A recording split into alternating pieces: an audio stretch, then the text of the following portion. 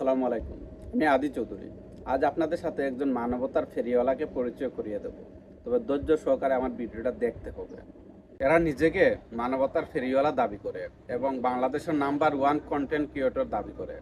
তবে আমার মনে হয় উনি শুধু কথাই মানবতার ফেরিওয়ালা, কাজে কর্মে আসলে মানবতার ফেরিওয়ালা না।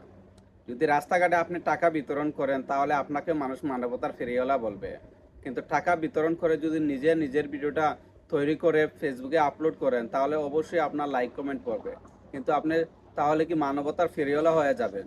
আমি আসলে ব্যারিস্টার সুমনের কথা বলতে চাচ্ছি। তিনি নিজেকে মানবতার ফেরিওয়ালার দাবি করেন।